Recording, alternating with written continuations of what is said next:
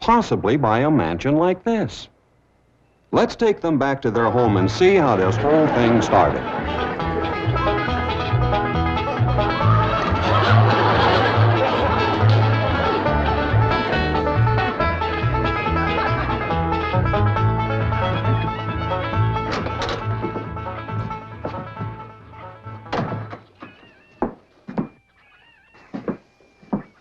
Jed, you gotta do something about that young'un of yourn. How'd that happen? Fighting with a bobcat. Get hurt? I reckon so. It went limping off on 3 legs. I swear, I don't know what I'm gonna do about that girl. Well, the first thing to do is to get her into a dress. She's getting too big to be wearing man's duds. Looky here. She's done popped the buttons off of her shirt again. Well, Ellie Mae carries herself proud, with her shoulders throwed back.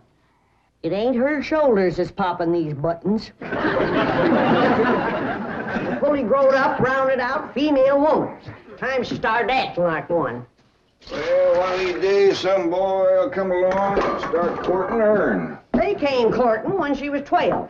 What did she do? She whopped the tar out of them. Well, it ain't fitting. Girl running around as wild as a cougar, wrestling, fighting, and hunting. She ought to be doing woman's work. Helping me with the steel. Yeah, real? I'll speak to her. Oh, that reminds me. Better go down and stomp out the fire under that mesh. Hold on now, Granny. You ain't gonna stomp out no fire like that, are you? Huh? Oh, of course not. Don't want to burn my shoes. Paul? Granny! Somebody open the door! Howdy, Paul. What you got there? Stranger? Where'd you get him? I beat him with a rock. Sure. He was skulking around down by the slough. Figured he might be a revenuer. He ain't no revenuer. Then can I keep him? Of course not. Well, I called him. Don't matter. Well, he won't be no trouble. I could keep him out in the smokehouse. Ellie Mae, you can't keep people like they were dogs and cats. Ooh! Ooh! Ooh! Ow! Ooh, that hurts!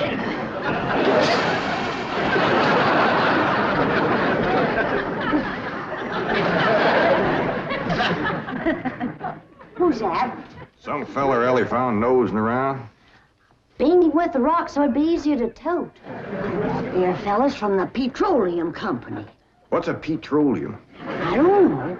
He asked me if he could do some wildcatting down by the slough. I said, help yourself. We're glad to get rid of the critters. What'd he say? Just kind of laughed. But the laugh's on him. There ain't no wildcats down there at that slough. No, it's too full of oil. Oh, what happened? Where am I? This here's the Clampett place. I'm Jed Clampett, my young and Ellie Mae, and Granny. Granny says you've been doing some wildcatting. There's no need to. Mr. Clampett, that swamp of yours is full of oil. I could have told you that. Well, my company would like to pump it out. Yeah, I like that too, but I just can't afford to have it done. No, you don't understand. You see, you wouldn't have to pay for it. Oh, I don't take favors from strangers. No, Mr. Clampett, you see, you're a very rich man. How big a rock did you bean him with? No bigger than a hedge apple. Listen, I've got to call my office in Tulsa. Have you got a telephone? A what? A telephone? Or maybe one of your neighbors has one. It's well, down in this country, it's probably a box attached to the wall. And, you talk into it, and they can hear you in Tulsa. Maybe you better sit down for a spell. No, I haven't time. Listen, where's the nearest airfield? Airfield? You know, Granny, that's one of them there fields sets up in the air. Oh, never mind. I'll find it myself. Listen, now don't you sell that swamp till you hear from me. I'm flying to Tulsa. Now he thinks he's got wings.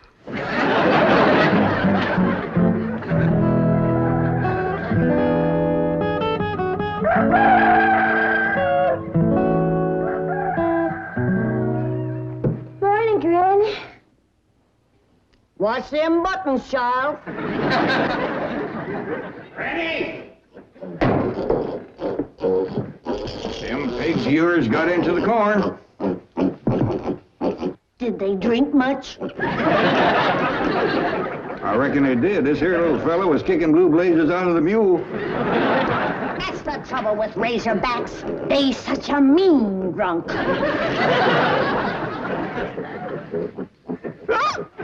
Yeah, this wouldn't happen if you'd stay in the house where you belong.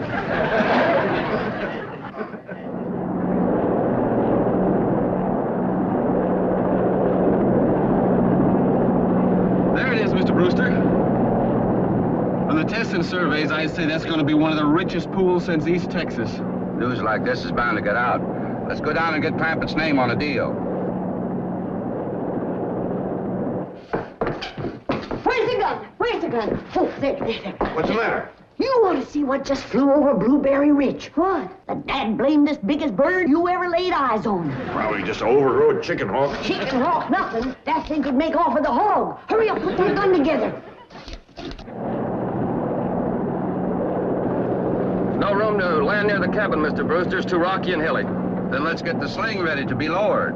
Well, Mr. Brewster, that might be dangerous. Hang the danger. We're going to be the first oil company down there if it kills you. Me? Don't worry. If it's safe, I'll follow you.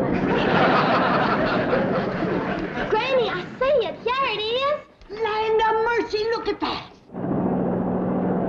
What you doing, Granny? That thing's only got one claw, but danged if it ain't grabbed up a man. Hurry, Paul, it's my stranger. Where is it? Just flew over the house. I'll get it on t'other side.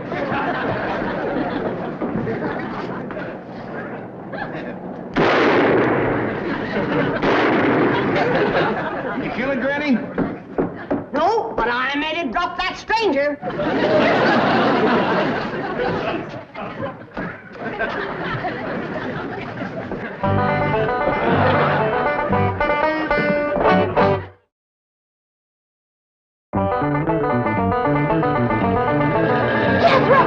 Stop this thing! Granny! Yes, Jed? Granny, grab a hold of something and hang on. Cousin Pearl and that overgrown son of hers is headed right for the cabin in that old truck. Heaven protect us.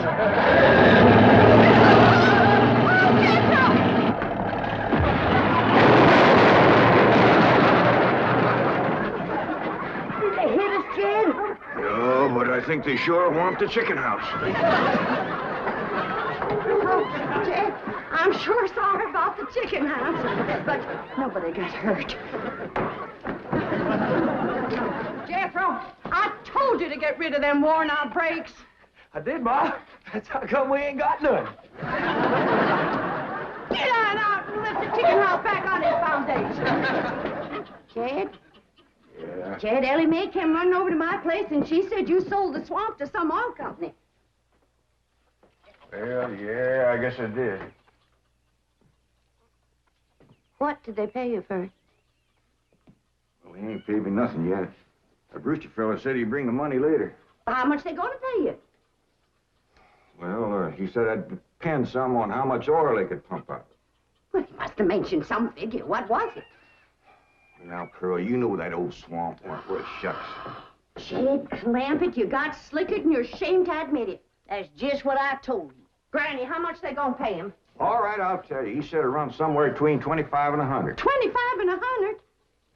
I know it don't sound like much, but Mr. Brewster seemed to set great store by the fact he's going to pay me in some new kind of dollars.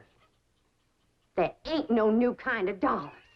Well, it's new to me. I've heard of gold dollars, silver dollars, paper dollars, but he says he's going to pay me in, what do you call them, Granny? $1 million. Yeah, that's it. $1 million? Well, he wrote the whole thing out on this piece of paper. Here, you can see for yourself. I don't know nothing about that kind of stuff. Let's see here now. Thanks in heaven. Granny, give me the jug. It's empty, but I'll fetch some. I'll go, Granny.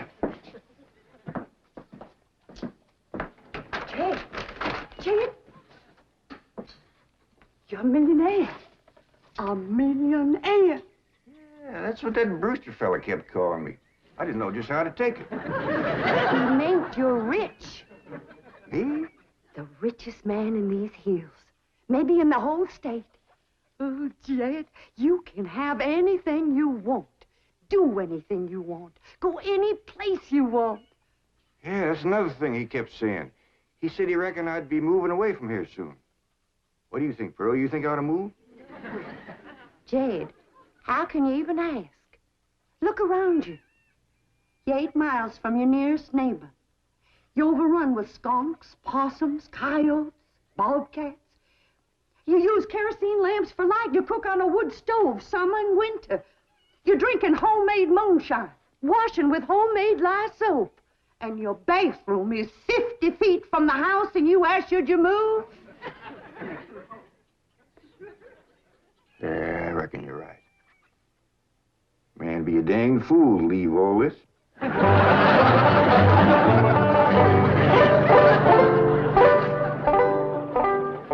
Oh, there you are, Jed. You misunderstood me. I meant you should move away. And you know where I'd go if I was you? Where? California. California? Yes, sir. Beverly Hills, California. Jed, remember the time that your pa took us to Eureka Springs to see the movie picture? Yeah. Well, the actors that make their movie pictures live in Beverly Hills. Go on. Yes, sir. Well, doggy. Wouldn't that be something? Living in the same neck of the woods with old Tom Mix. It sure would. And we could come visit you. You know what else they say about California? What? It don't get cold out there. What don't get cold out there? Nothing don't get cold out there. They don't have no snow or no ice. Can't they bring some in? They don't want it. That's why it'd be so good for Granny. Remember last winter when she slipped on the ice and broke her hip? Yeah, poor old woman. She was limping for 2 days. Well, that couldn't happen in California because they don't have no ice. How come? I don't know how come. But Granny'd sure like it, and we could visit you.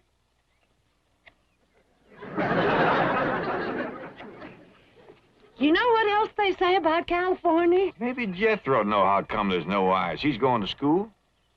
We could ask him. Jethro, Yeah, Ma. come on over here. Speaking of school, Ellie Mae could get herself a fine education out there in Beverly Hills. Yeah, Ma?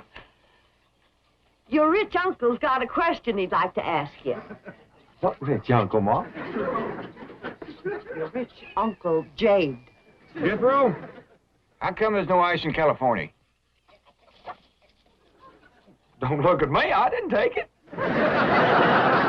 You big dumb. Well, I didn't, Ma. Oh, get out of here. Well, you always... I didn't mean I was saying, Jed, folks claim California's got it all beat. Why, things grow twice as big out there. Jethro'd be a whopper, wouldn't he? He could help you move. He's awful handy at lifting and toting, and he could drive you out in my truck. I tell you what, Pearl. I'm going to have to study on this. When that Brewster fella comes back, I'll ask him what he thinks. Well, your cousin is right about that, Mr. Clampett. Beverly Hills is a choice residential area, and lots of millionaires do settle there. Folks like me, huh? Well, millionaires. And movie stars, too. Oh, yes, yes. Is Tom Mix there? No, I'm afraid Mr. Mix is dead. Oh? Oh, yeah. What's the matter with me? Remember, Pearl, he got shot at the end of that picture. Well, there are plenty other movie stars, and that's where Jed wants to live. Ain't it, Jed? I do like the notion of living in the hills. Never could stand flat country. Mr. Clampett, I think it only fair. That is, well, I think you may have a wrong idea about Beverly Hills. Is that where you live? No, my home is in Tulsa. Well, say, maybe you could get us a place there in your neighborhood. Mr. Clampett, let's not beat around the bush. You will love Beverly Hills. Then that's it. Can you steer Jade onto a good place? No, I can get the bank out there to handle it for him. He'd like a nice big place with plenty of room for his kinfolk to visit him. I would like a nice, roomy place if I could afford it. Oh, Mr. Clampett, with your money, you can afford the Taj Mahal. Okay, I'll take it. Well, no, you see, I was just making a little joke. Oh, well, go right ahead. Well, you see, the Taj Mahal is in India.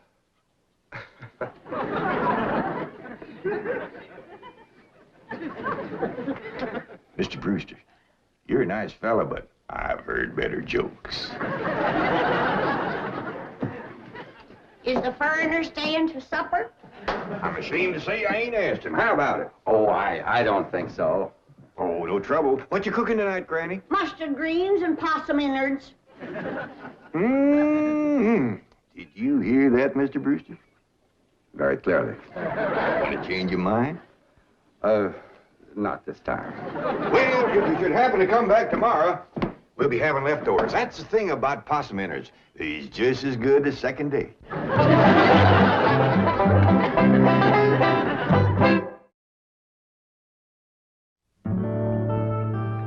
Ellie, if old Duke sits there with you, there ain't gonna be room for Granny.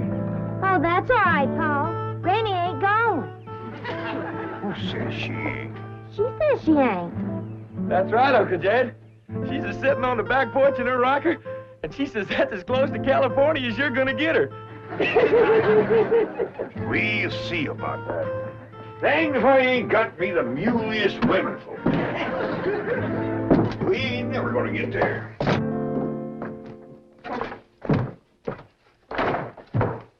Now, what's all this nonsense about you ain't going to California? Ain't no nonsense to it. If the good Lord had wanted me in California, he'd have put me in California. Maybe he's just getting around to it. The book says he moves in mysterious ways. Well, if he moves me, I'll go. But you and Big Jethro ain't a budging me. Granny, this here Beverly Hills sounds like the kind of place you'd like. That Brewster fella says they got smogs out there. What's a smog? Well, me and Jethro figured out that's a small hog. And you heard what Pearl said. It ain't got no snow out there. You could run your still the year round. Run it the year round here.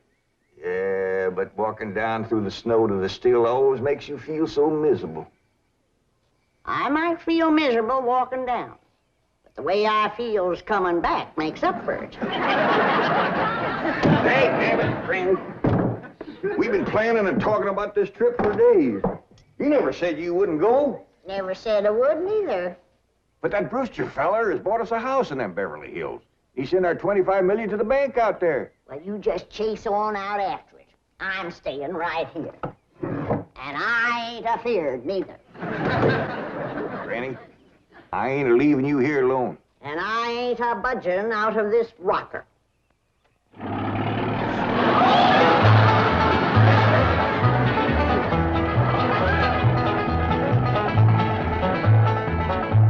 Jethro, what does that sign say? It says Beverly Hills. You hear that, Granny? We're there. They call them hills? Why, we got moles that can push up higher ridges than that. Well, leastways, it's hills. We'll be among our kind of folks.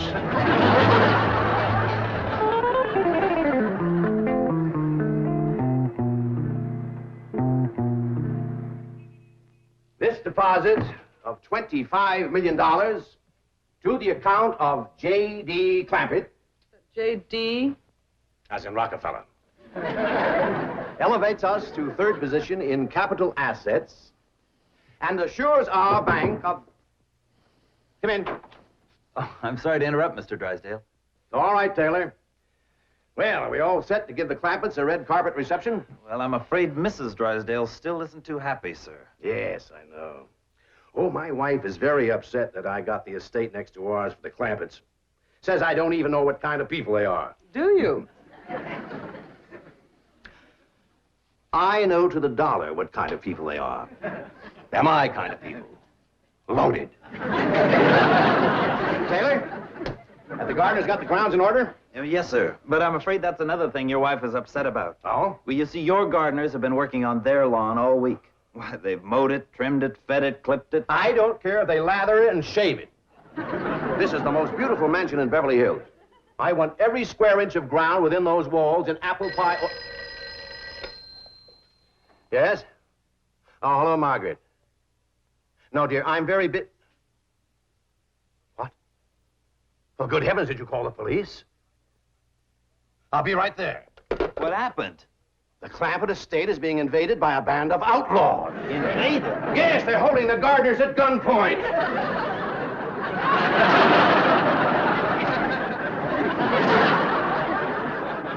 Sure is lucky we come along when we did. That's the truth. The way they were slipping through that gate, another 5 minutes and that whole darn prison would have been empty. Jethro, you sure that's a prison? Yeah, Uncle Jed. I seen pictures. Only thing is, how come there ain't no guards on them walls? Probably done them in with them knives and things. These killers if I ever did see any. Fine neighborhood we's moving into. You hear that? Hot diggity, there's bobcats in these hills. Them sirens! Somebody's calling the law. I reckon they's gonna be mighty grateful for what we done. Folks out here has got a strange way of showing they're grateful. You've locked up one of the richest men in the country. Mr. Clampett, I don't know how to apologize. I'm deeply humiliated. What have you cutthroats done with J.D. Clampett? I'm Jed Clampett, and I'd appreciate it if you let go of my Sunday shirt. You're J.D. Clampett, the oil millionaire? Yep, this here's my nephew, Jethro. Howdy. Quickly, man, unlock this cell. Mr. Clampett, on behalf of the entire city of Beverly Hills, I extend our deep and humble apologies for this unfortunate and embarrassing incident. Oh, I'm Milburn Drysdale, president of the Commerce Bank of Beverly Hills. My car is waiting to take you and your family to your new home. We want you to know how happy we are to have you, your handsome nephew, your lovely daughter, and your beautiful mother.